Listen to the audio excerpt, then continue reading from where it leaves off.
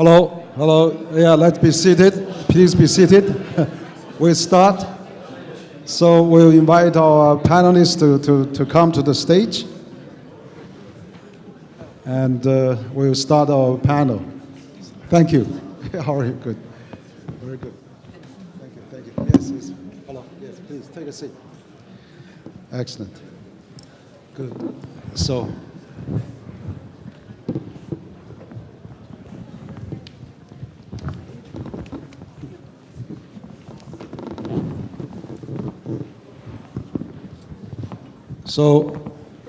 good afternoon. So we're really pleased today to have this great section at the Doha Forum, and we are already had almost a full house, and so let's really start this very exciting panel that we have gathered here this afternoon, and so I would like to really introduce them for our discussion. First,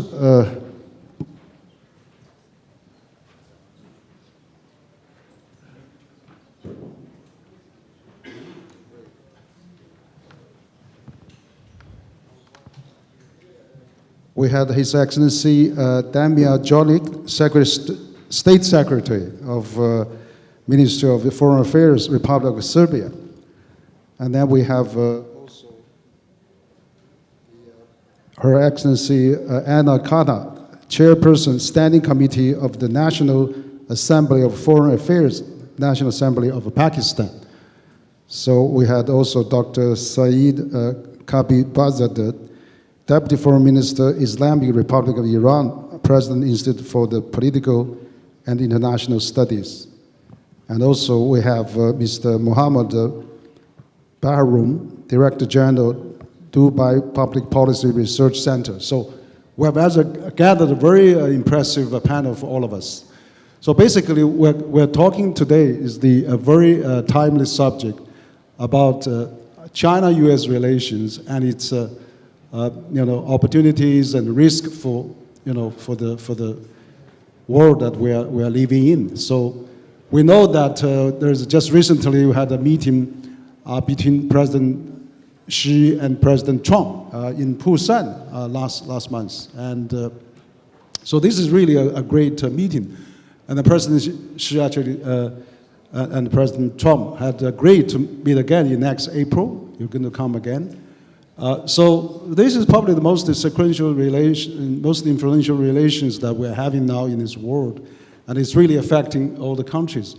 I'm also noticed that last night, yesterday, the U.S. has announced a new national security strategy, which had quite a bit of adjustment of their strategy, and then they put more on the emphasis on the Western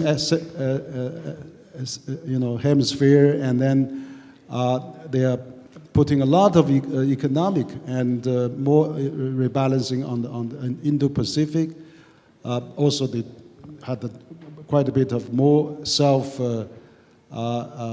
encouraging of the European to be more strategic independent. So I see the US as really changing somewhat. So what I would like to have our panel to discuss is that since that US-China has a lot of influence in terms of the relation affecting others, because as the largest and the second largest economy in the world, I would want to also see what do you feel is the impact and influence of this relation, and how do you want to see this relation going forward, and what's your take on this? So maybe I'll start with you, our friends from Pakistan. Yes. Sure, thank you. Sometimes it's not good to be the only, lady in the group. Ladies that's first. Right, yeah, that's right. Lady first. Okay. Yeah, I think, I think that the panel was called U.S.-China Relations, Navigating the Risks and Opportunities of a Changing Global Order. So in some ways, we're here to talk about the changing global order, whither the change, and what is the change going to be too, right?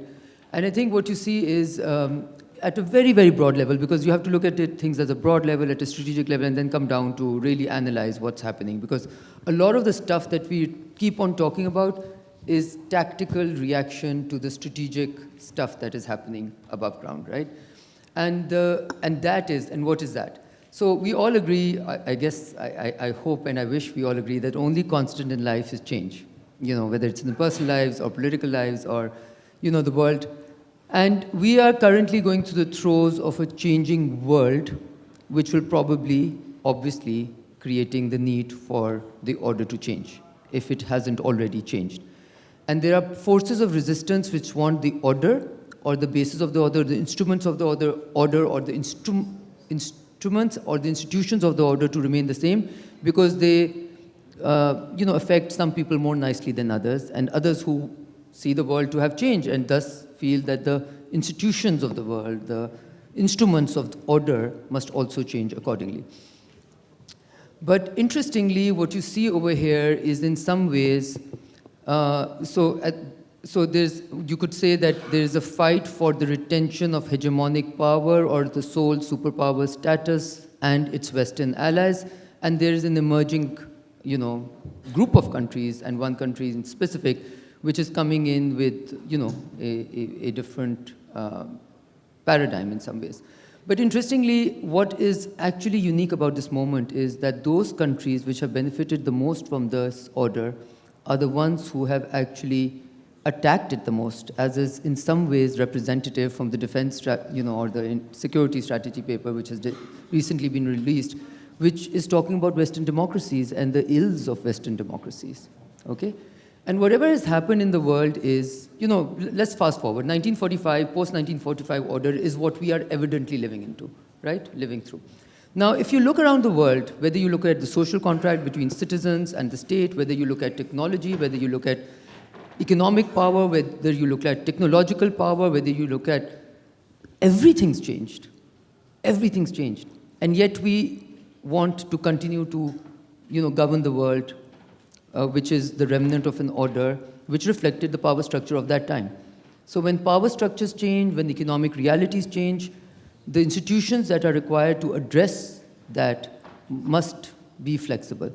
But as I said before, what is interesting in this is that the very architects of the order have actually demonstrated its weakness the most. Because there was a time till the Far East Asian, you remember the time of the Asian tigers, democracy was working for everyone, liberal economic order was working for everyone, and then it stopped working. Now you can ask yourself the question, why did it stop working? Did democracies become too, full of its own contradictions? To me, one of the major reasons why the value or the soft power of the liberal democratic economic order stopped being there for the rest of the world was when it started using exceptions and not universally applying rules to everyone. So Israel is a friend, we will have no rules. It can go and massacre 70,000 people, children dead, put everything down, and we will not put any sanctions. But another country in Africa or somewhere in Asia will break one rule and there will be economic sanctions and their people will be, left towards starvation. It doesn't matter because what we believe is in human rights, etc. When you stop espousing those rights, those values for everyone, then the soft power sort of decreases. And within that context, I think one more perhaps important point, other than the credibility gap that I at least try to talk about, is that the weaponization of the instruments of order. And what do I mean when I say that? Economic sanctions, human rights sanctions. When you start weaponizing what are supposed to be the instruments of order and not do it universally, it breaks the entire. And lastly, I think what is also very important is that the proponents and propagators of that order and the foundations on which it was built, it was supposed to look after the world order or, universally, of challenges which were those to humanity. So when you look at climate change and see, okay, which countries are consistent in coming up with technology which is facing the threat of climate change, which is going into the agreement, remaining in the agreement, trying to do more, and which countries are in and out, all of that is a lot to say. Same with AI, same with pandemics. So I think I'm going to end by saying, my first interjection by saying that let's not kid ourselves. There's no fight for leadership of the world. There's a fight for hegemonic power, retention or taking of that, which currently, the chaos that we're seeing in the world is in many ways a result of that. Okay, thank you, Minister Khar. And probably you're right. You know, the world is really facing a lot of hard choices now because the world that we get used to is gradually the multipolar world, and then the U.S. is backing off many of its international commitment, and we have to really see what's going to be the next global order going to be shaping. And for example, the U.S. has quitted the WHO, and China announced donate $500 million to support that. So there's a lot of things I think that giving this new, as Trump put it, as a G2, but China really hasn't recognized that. But it does mean that both U.S. and China has a lot of more responsibility and for the world now. So what that means for our other countries, because we need really, while this new equilibrium, or as they put it in this strategic report, the near peers status of China and the U.S. So other countries, can we really, you know, how we can sustain the global order and make more contributions without being interrupted by this new balance that we're having. So I'd like to have Minister Damjan Jovic from Serbia. You know, you've been also quite knowledgeable on those countries. You've been in U.S., China, so I'd like to hear from you as well, Minister Jovic. Thank you. We're speaking from the point of view of relatively small country from the Southeast Europe, country that is a candidate for the membership in the European Union, but at the same time have the highest level of strategic partnership with People's Republic of China, and traditionally close relations with Russian Federation, but at the same time with Ukraine, and country that was among the founders of non-alignment movement at the time, and we are still building on the same traditions. And the country that is expecting to open strategic dialogue with the US in the next couple of months. I have to say that unfortunately, very often we are required to pay a high price for this kind of positioning, trying to preserve decent relations with all major actors in the international arena. And it shouldn't be like this. Speaking about the US-China relations, I think we need both the US and China because both countries have a lot to offer to the world, and especially if they are working together. We don't need actually the US and China to divide us and to create two separate worlds. We need the US and China to coexist as two different civilizations in one world that belongs to them equally as it belongs to many smaller people and nations all around the world. And we still remember and even feel consequences of the Cold War and how the Cold War brought us insecurity and problems and a way of thinking that is still even nowadays present. And I believe that we definitely do not need new Cold War between the US and China.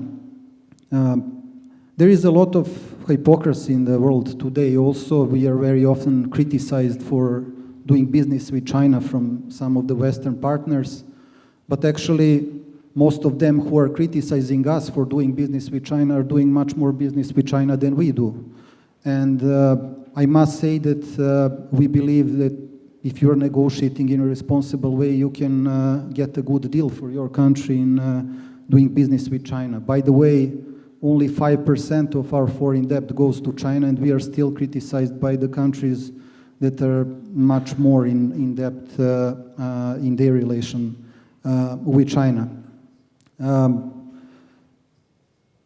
What worries us, of course, is when there is this situation that competition between the US and China is gradually transforming into a confrontation that doesn't actually take much into account interests of smaller countries. And this is a situation that we should all aim to avoid because it doesn't work, I believe so, not even for the US and China, but for sure not for the rest of the world. Thank you. Okay, great. Thank you, Secretary. So absolutely, I think countries like Serbs and others, you need, it doesn't have to pick a side. You can really maintain good relations with both U.S. and China. And what I can see, we have a good relation with Serbs country as a country, and then so that there's a lot of investment actually coming from China as well. So we hope that we can continue the good relations, and at the same time, that China would like to have a good relation with all the countries in the world. Now, I'd like to have Dr. Saeed Khatibzadeh, the Deputy Foreign Minister from Islamic Republic of Iran, and also President Institute of Political and International Studies, IPIS. So what is your view, that, for example, China is playing a lot of active role. I mean, a few years ago that China has clinched a peace between Iran and Saudis, and of course, also in the early days of seven-party agreement that China was participating as well. Now we see that there's a lot of tension between Iran and the U.S. And so what do you think in this context that China-U.S. influence on the Iranian, and how we can really help in this exercise? Bismillah ar-Rahman ar-Rahim. Thank you very much. I think that what you said to just relate Iran to the situation between United States and China is a valid question in hand. But let me first just raise a few points that are important for our understanding of what's going on. I think my colleagues were quite clear in terms of defining changes which are happening in international relations. But they are not all changes. We are also seeing elements of continuity. So there are combination of continuity and changes. Among these continuity and changes, what is very important is the relation between United States and China is going to remain as a defining factor in international politics. And this is very important that for everybody to understand that what is happening between United States and China and what is the equilibrium between these two powers is going also to define other factors in international politics. And this is why that everybody is so vigilant about Beijing and Washington, and everybody is just following very closely such initiatives or meetings which you also referred in Busan and other initiatives. What is happening in international politics, one thing is going to remain unchanged, and that is that the hegemony and the time of hegemony power is way gone. So United States either has understood up until now or soon will be understanding this very point that the time of hegemonic posture has gone, and more important, nobody can ignore China anymore. And this is a fact. It is not just a voice from Global South or an alternative voice. This is what is happening on mainstream international politics. We are seeing changes, profound changes. There are at least two, if not few major projects which are happening. One major project is a United States project which is based on hegemony.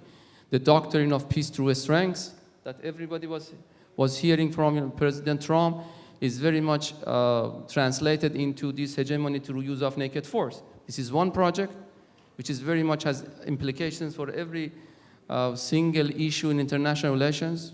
What is happening right now in the Middle East, what is happening between Iran and United States is very much could be understood in this framework. Also, there is another project which is a more of inclusive project, which is based on coupling, of trying to being more inclusive as the President Xi for major plans is just trying to advocate. To what extent it will be embraced by the other side of the Atlantic, I am not quite yet assured that they would understand the importance of these sort of initiatives. But what I am seeing, reading the 2017 United States National Security document during the first President Trump administration, in which President Trump administration actually in 2017, if I'm not mistaken, just quote-unquote identified Russia and China as revisionist states, and which meaning more of confrontation rather than rapprochement. And on the other side, in Beijing, the tendency to prevent confrontation. So on the other side, there are those who are trying to contain China as soon as possible. Maybe tomorrow is too late from their point of view. And in Beijing, what we are seeing is this tendency of preventing this confrontation. Busan is promising, but we are not sure to what extent is actually is going to last, given this de facto recognition of two sides' position that I hope that, as my colleague, Deputy Foreign Minister of Serbia said, not ends into a new Cold War that our world cannot tolerate. Okay, thank you, Minister. I think you're probably right that the new National Security Strategic Report that just published yesterday was a bit more mild than the one published in 2017. I think because of that, as President Trump's in that report actually said, the near peer between China and the U.S. and as President Trump said, G2, it does actually offers China and also U.S. a better opportunity to really support the multilateral system. Where I think now China is really stand up. For example, on the trade war, unilateralism, China is very resilient and it really stands up against the trade war and really sometimes fight back on that. So I think it's important that for China to offer some support for this multilateral system, where I see that is more and more the case now. So of course, I hope U.S. is coming back rather than just become so focused on the unilateralism. Now, I'd like to have Mohammed Baharoon, from Director General of Dubai Public Policy Research Center. So you are from this part of the world. This is getting very, very important. And I see, U.S. president is coming here. China had a Central, Arab and China summit as well. So what's your take on this, trilateral relations?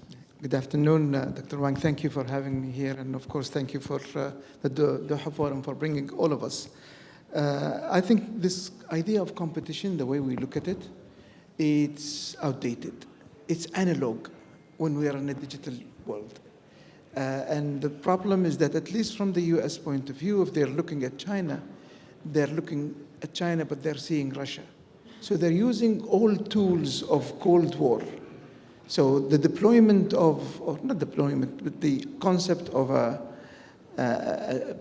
nuclear umbrella in the South China Sea is problematic. It's a reminiscence of Cuban Missile issue.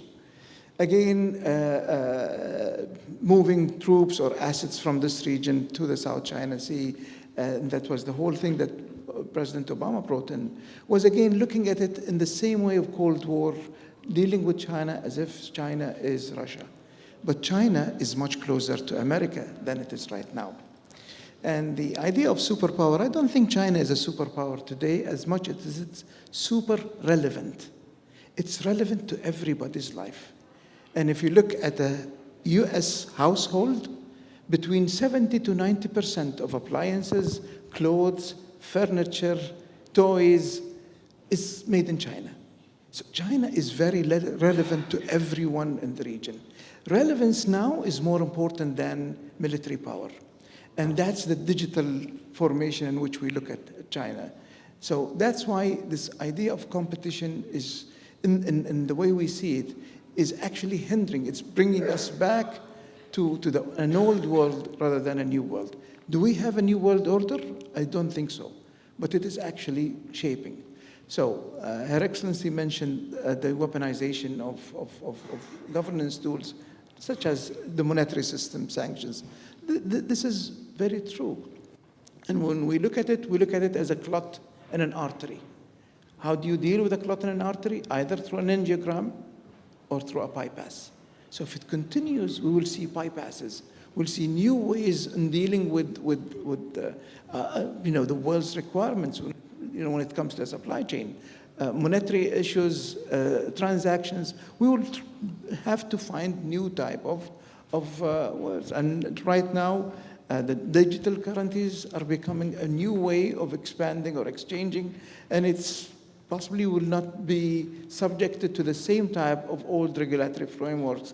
New regulatory frameworks would come in with values of these are things that, like air, we need to breathe it all the time, everyone, regardless whether you like them or not. So they will have to be protected. And I think this is the way competition is either going to change, and the US, and I think President Trump is different, just maybe because of his background as a businessman, and I think he possibly sees things differently.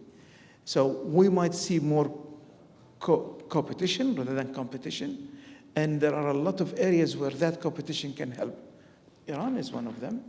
This is how we're looking at Iran. We're looking at Iran not through its power, but through its relevance to our region. It's a huge power if Iran thinks about it, but it would require it to look at it through the prism of competition rather than competition. So this is one way. If not, then we will find people using an old system, an analog system, and others moving into a new digital system. Okay, good. Absolutely. I think that we have, the world order is going to be affected. How we can improve, enhance, and enlarge is really up to all our countries. But I do think that U.S. and China, for example, with President Trump coming to Beijing next April, President Xi probably come again for the APEC summit. He may visit China twice. And then President Xi is going to the G20 in Miami. So there'll be probably 3 times they're going to meet next year. So I will see some stability there. There could be a compete and cooperate at the same time. I also got a bit encouraging on this national security report that just published yesterday, that there was talking about more economic rebalancing with China, rather than in the 2017 report, where they put China as a strategic rivalry, number one, even before the Russia. This time they didn't mention the strategic rivalry. And I do hear Secretary Rubio said, China and the U.S. should maintain strategic stability, so which is really a right thing. But I have one round of quick questions, so I hope we have a quick answer. For China, basically, for the last 40 years or whatever, opened up, China is to pursue economic liberalization and opening up strategy. China is the largest trading partner with 150 countries, with all of the countries right here. And also China is pursue a lot of like RCEP and regional cooperation, China Africa, China Arab, China Central Asia, and China Latin America, and China Eastern Europe, and all those corporations. So what do we compare with that? And if we really now get into more U.S.-led, more security overemphasized, let's all drive up the military budget, and then that will deprive the food and butter, basically. So what do you think? If we should push continuously for the economic cooperation, economic globalization, and also are we really putting so much into the over security, and that is also will reduce our living standards. So that would be a quick question to ask our panelists one by one. Yeah. Okay, so I think what is happening in the world right now is a lot of preemptive. It's almost like preemptive striking, right? You assume if you go into, for instance, Professor Mosheimer's view of what offensive realism is about, that if a country is to emerge as an economic strength, it will be a matter of not if, but a matter of when it emerges as a military and strategic threat, right? I do not ascribe to that. I absolutely adore him as a strategist and read all his books and learn a lot from him. Simply because I think what we're looking at is, I think what Mohammed Bahoor said, that we are superimposing a past paradigm on the current times. So if we were to, for instance, give us the benefit of doubt and say for a moment that as an emerging economic power, it is not in China's interest to have instability, war, military warfare, etc., that we could be, in fact, looking at a different coexistence And there is absolutely no, can you imagine we were living in a world, we are actually living in a world where it was proposed that we could decouple the world? It could not have been imagined 15 years back, right? Because the risk or the threat which seemed to be emanating from China because of its rise in technology as an economic power, etc., is so huge that it is seen to be a matter of time. So if we were to change that paradigm and think that coexistence of everyone is possible, according to the same even world order, everyone playing according to the same rules, that would be perfectly legitimate. Okay. And just to add that militarily, because everyone who tries to roll the drum of war and what China is able to do, I mean, militarily, currently, the US's spending is 11 times, is more than the next 11 countries, right? Yeah. So where does this threat perception come from other than the head? So it's preemptive threat perception, which is now put the world into a circle of, in some ways, chaos and who knows, violence. Okay. Okay. Secretary Jovic? Yes, please. Well, I'll again speak from the point of view of a relatively small or medium-sized country that is militarily neutral, because I think most of the countries in the world fits to this category. And as I already said, we need decent relations with both the US and China, because we need reliable alternatives for developing our countries and our societies. And we don't want to side with any of the powers. We want to develop in peace and stability our relations with all major actors. That's unfortunately not an easy task for any country in the world. From our experience, we have some really great investments from China that worked well for our people and our country. We also attracted a lot of investments from the US, especially in the tech sector, and this is the way of operating that we would like to see to continue. We regard President Xi Jinping as a great and sincere friend of our country, of Serbia, but at the same time, President Trump is by far the most popular leader in public polls in Serbia, with approval rates of unbelievable 76% at the moment. And we don't want to be a part of confrontation, as I said. Competition is always welcome, and it brought good to my country and my people, and I think this is something that would be most welcome by most of the countries in the world. What we need to avoid is confrontation that doesn't take into account interests of smaller partners in the international arena.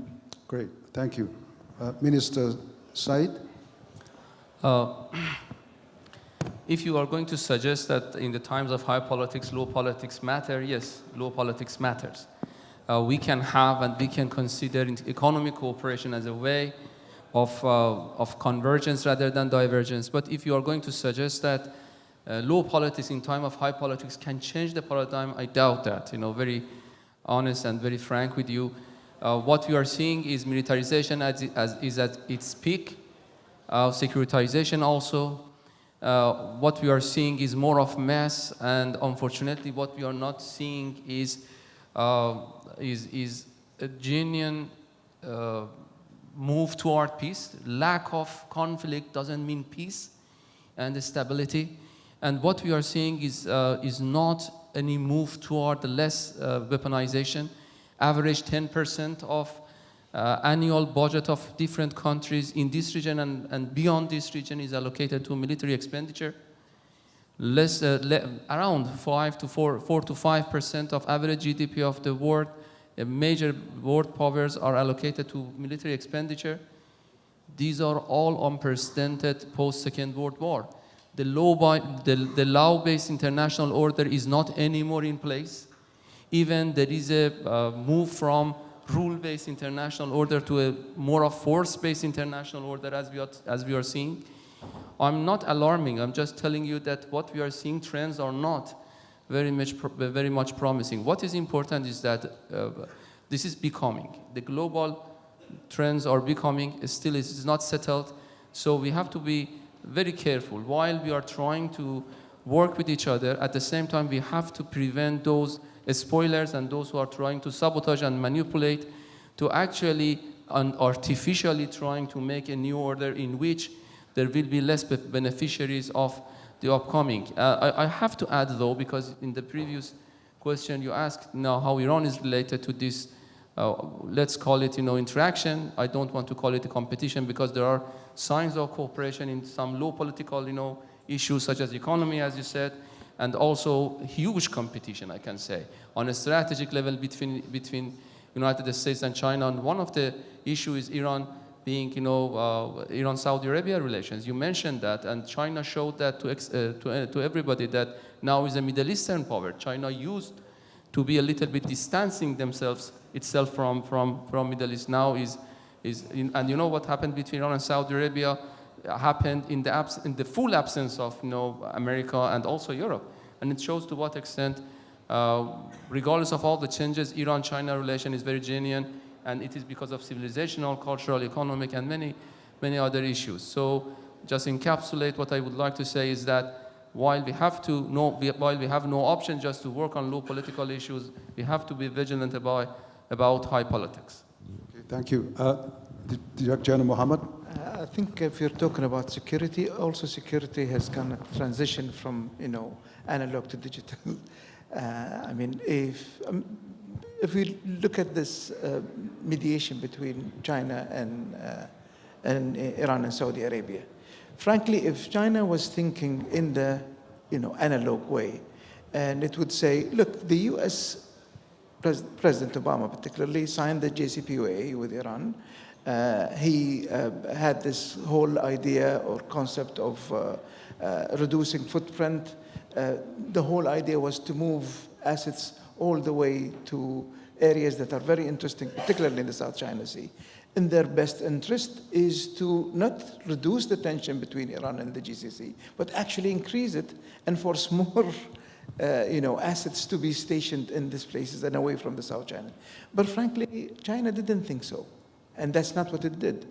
I think since possibly COVID, we started to realize there is far more to security than just hardcore security. From health security all the way to energy security to environmental security, this cannot be solved except with cooperation. So we cannot revert back and say we can secure our own perimeter, build a wall around us, and then we will be safe. That is not security anymore. And in this way, there is far more need for cooperation between China and the US. And I'll give you one final example, is this concept of rare earth minerals. Today, the US is accusing China of having a hegemony over the production of rare earth minerals. And frankly, China does have the majority of refinement capability is with China. Now, China could use this as a means of influence, leverage, power, or could look at it from the point of view of supply chain, is that we need far more of it. And I will need to cooperate with the US rather than compete with the US. Because if we don't do that, there will be a block in all of this AI direction. Okay, great. Thank you. So probably we do run out of time because I hate to to really conclude here. But basically what I can see is that we had a very good panel discussion, and then I do think U.S. and China is getting to reach a new equilibrium, and then that new equilibrium is really produce a lot of positive forces. Actually, you mentioned about China used the rare earths, but that is already 8 years later after U.S. using chips, sanctions, decouple, small fence, high yard, and all those things. 8 years later, China started to do some of that. But as President Xi just said during the meeting with President Trump, let's get out of this vicious cycle of sanctioning each other, right? So we should set good examples of that. So I do hope that the truce, that the ceasefire that China reached with the U.S. for this 1 year on hold will continue, because they're going to have a 3 high-level visit, and then they're going to continue that. So I do hope that with this new national security report from U.S., there's more economic emphasis. There's less, strategic or security emphasis than the previous one. I do think that U.S. and China reach some strategic stability is possible. And that is going to benefit all the other countries. And I'm sure that is really welcomed by the rest of the world. So from strategic rivalry to strategic stability, I think this is the new equilibrium that after 8 years of China-US trade war and frictions that reached this status, that is, I hope that is going to keep there and improve and take the whole world in the contest. And of course, this kind of Olympic-style competition between US and China is also healthy, but not really the sanctions, trade wars, unilateralism, or law of jungle. So I think China exists today is to really to make sure that we don't have that. We have an equilibrium world and for all the countries. So on behalf of Center for China and also Doha Home for this organizer, we have to stop here, but we can discuss after this. And thank our 4 distinguished panelists. Let's give them a warm applause. Thank you all. Thank you very much.